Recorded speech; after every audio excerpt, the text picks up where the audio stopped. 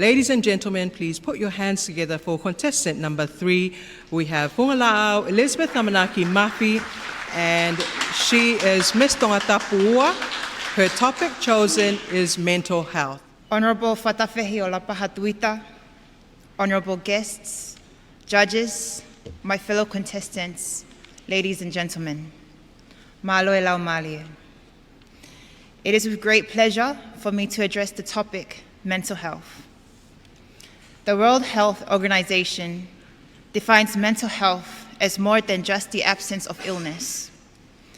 It is a state of mental well-being where individuals can cope with the everyday stresses of life. At its heart, mental health is a vital part of living fully.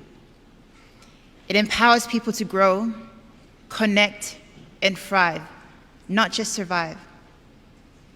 Supporting mental well-being is not a luxury. It is a necessity, a right for individuals.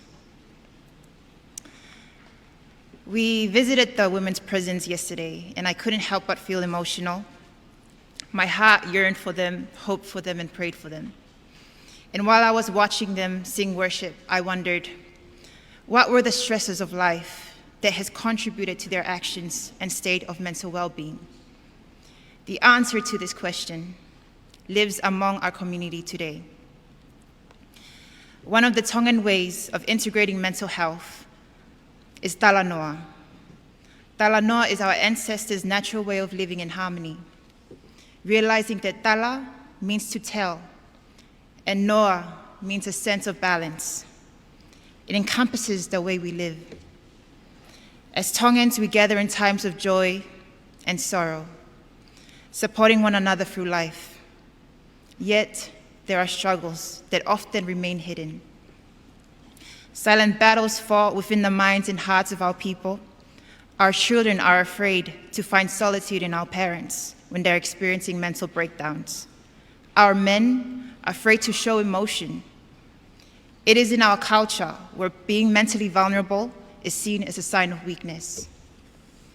And with that, I could not help but think, what are the factors that mentally destroy our people? It would be the negative comments on Facebook, financial and traditional obligations, physical and emotional abuse, or simply a broken family. In 2021, His Majesty King Dubo VI led a 2-day national symposium on illicit drugs, demonstrating deep concern for the growing impact of drugs on the well-being of our people. The rising number of drug-related arrests from 101 in 2018 to 285 in 2020. This reflects the heartbreaking reality that the crisis is worsening. Behind these statistics are real families and individuals whose lives are being deeply affected. Tonga's mental health system is under immense strain. The number of mental health workers has dropped from 21 per 100,000 people in 2017 to just 17 in 2020.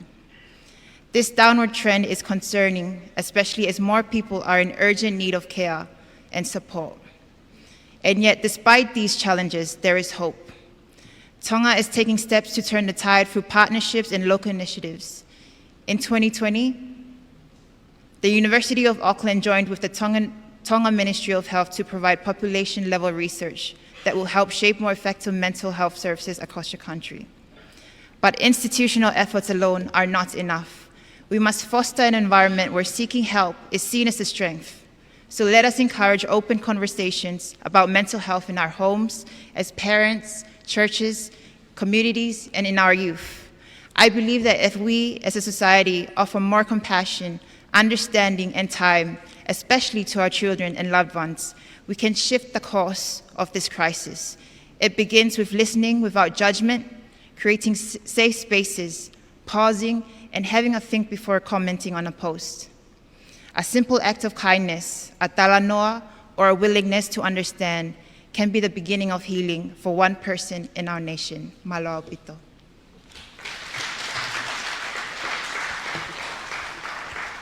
My question is taken from your presentation. You say that in our culture, being mentally vulnerable is a sign of weakness, showing signs of stress, anxiety, not being able to cope with the challenges of everyday life. My question comes back to the tool that you raised. You said to use talanoa as an effective tool and listening to understand so that you can help someone who is showing signs of stress, anxiety, not being able to cope, early signs of depression. So how would you use talanoa and listening to understand if someone came to you amongst the pageants, contestants, and said, I'm going through this, but I'm afraid to speak up about it? How would you help? Thank you for the question. There is a famous metaphor in our Tongan culture, for folai fala, ke tala noa kainga.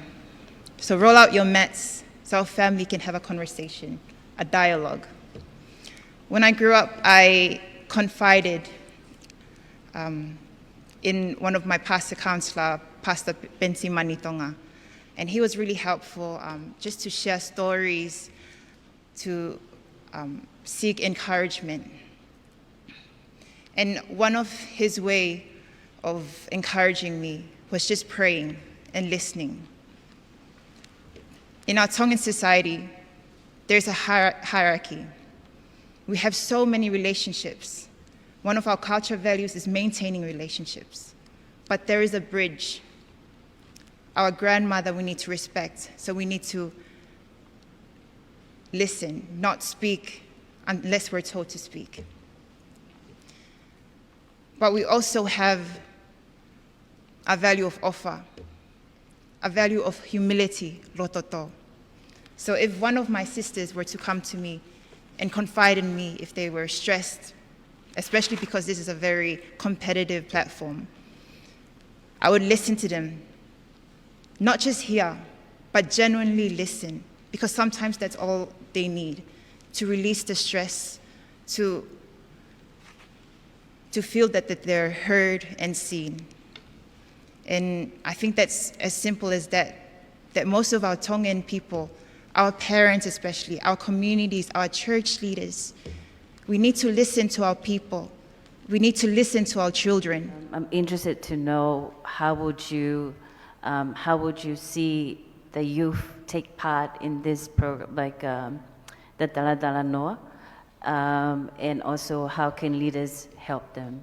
Before launching anything nationwide, I would like to first take research on existing platforms.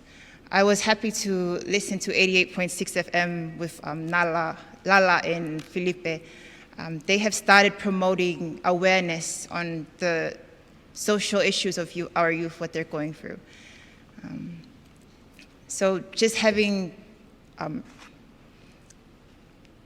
refocusing that talanoa, that conversation, our natural ability to share with one another, being put on TikTok or Facebook, bringing leaders, our church leaders, mapapuloka in this case, people of expertise, listen to our youth.